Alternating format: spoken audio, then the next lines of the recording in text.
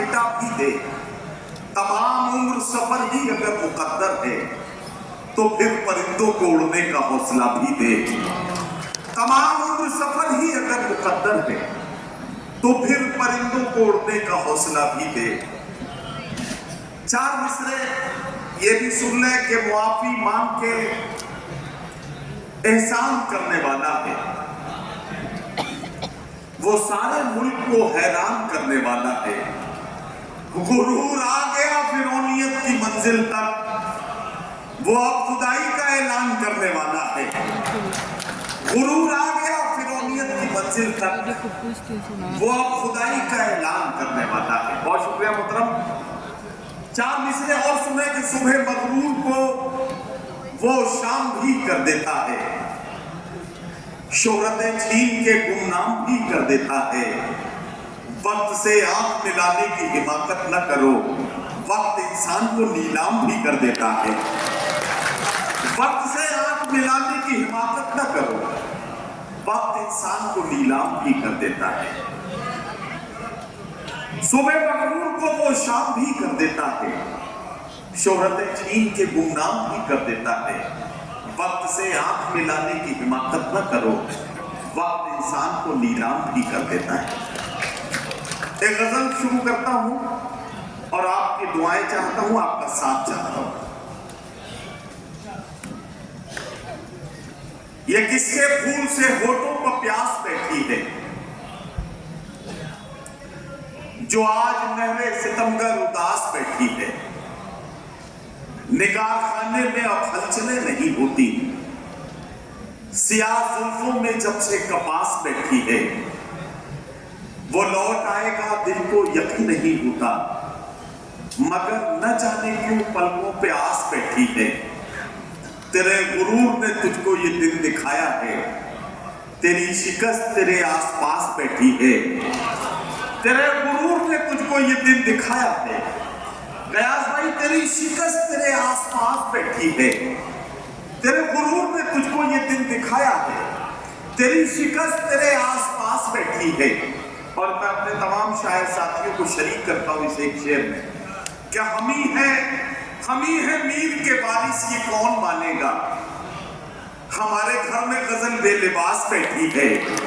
ہم ہی ہے میر کے وارث، یہ کون مانے گا؟ ہمارے گھر میں غزل بے لباس بیٹھی ہے۔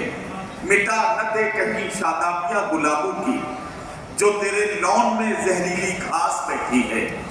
اور حرف آخر کے طور پر ایک غزل کا مطلب اور یہ دو تین شعر کہ کچھ اس طرح سے زمانے پہ چھانا چاہتا ہے، وہ آفتاب پہ پہرے بٹھانا چاہتا ہے۔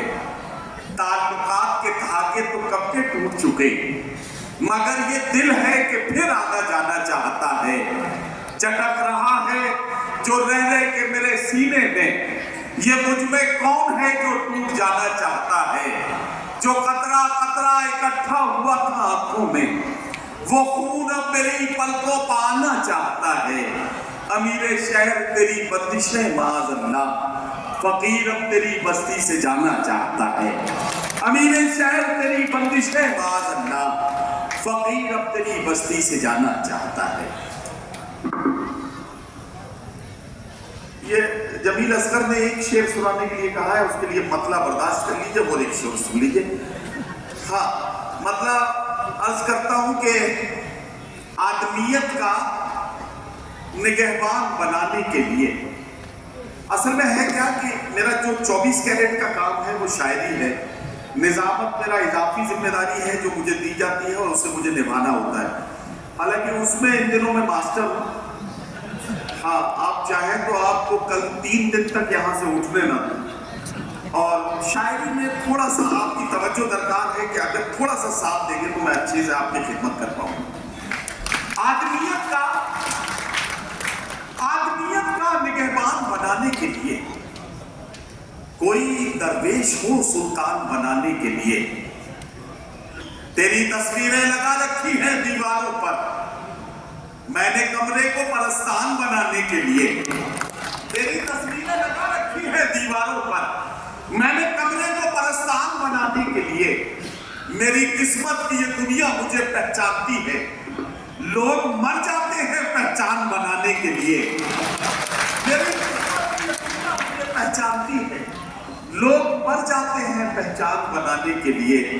تیرے بخشے ہوئے زخموں پہ نمک ڈال دیا اپنی تنہائی کو لوبان بنانے کے لیے. بہت شکریہ حضرات گرامی. اب آخر میں ایک بات عرض کرتا ہوں. پوری رات آپ نے مشاعرہ سنا ہے. کئی گھنٹوں سے ہم اور آپ ساتھ ہیں. مشاعرے میں کہیں کہیں ہم نے ماں باپ کی عظمتوں کا اظہار کیا اپنی شاعری میں. ہم نے اس طرح کے شعر اکثر کہے ہیں. لوگ اولادوں سے اپنی رکھتے ہیں کیا کیا امید.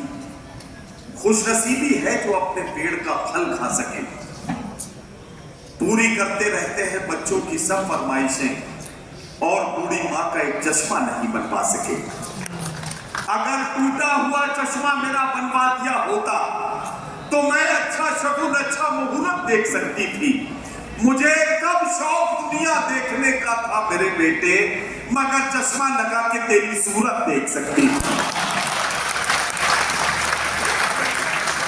مجھے کب شوق دنیا دیکھنے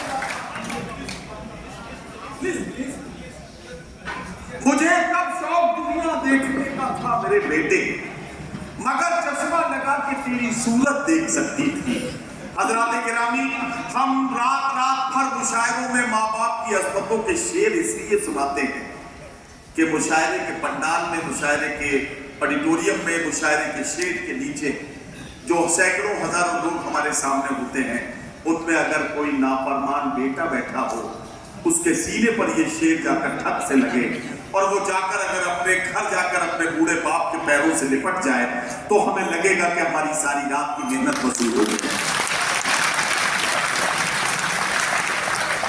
یہ میں نے پہلے ہی عرض کیا تھا کہ مشاعرہ ایک مشن ہے ایک مقصد ہے اور اسی کے تحت ہم یہ کوشش کر رہے ہیں. ہم نے اس طرح کے شعر بھی کہے ہیں کہ یقین کرتے جو اپنے راہبر کی رہبری پر ہم ترقی کے نہ جانے کتنے زینے چڑھ گئے ہوتے. اگر ہم روز کے کھانے سے ایک لقمہ بچا لیتے ادا سنت بھی ہوتی اور بچے پڑ گئے ہوتے. ادا سنت بھی ہوتی اور بچے پڑ گئے ہوتے. میسور کے اچھے لوگوں یہ ضروری نہیں ہے کہ ہر آدمی کوئی اسکول کالج بنا کر کی تعلیم کی خدمت کرے گا. یہ ضروری نہیں ہے کہ ہر آدمی سر سید بن کر کوئی بڑی یونیورسٹی بنائے گا. اگر آپ کو اللہ نے نوازا ہے اور اگر آپ ایک بچے کی کفالت کر کے اس کو تعلیم سے سجا سکتے ہیں کم سے کم اگر اپنے بچے کو بھی تعلیم سے سجا سکتے ہیں تو یہ تعلیم کے لیے آپ کا بڑا کارنامہ اور کردار ہے. اللہ اس کے لیے آپ کو جزا دے گا. میں چاہتا ہوں کہ اس وقت صرف تعلیم ہی وہ راستہ ہے جو ہمیں اور ہماری آنے والی نسلوں کو عزت دلا سکتا ہے. بہت شکریہ. میں نے بہت وقت آپ کا دیا. آئیے آج کے مشاعرے کی صدارت کر پا رہی ہیں محترمہ پروفیسر ڈاکٹر مہجبین نجم غزل. میں ان سے گزارش کرتا ہوں برائے کرم تشریف لائیں اور اپنے خطبہ صدارت سے اور اپنے کلام سے نوازیں. کون سی بات کہاں کیسے کہی جاتی ہے یہ سلیقہ ہو تو ہر بات سنی جاتی ہے. محترمہ نجم صاحبہ مائک.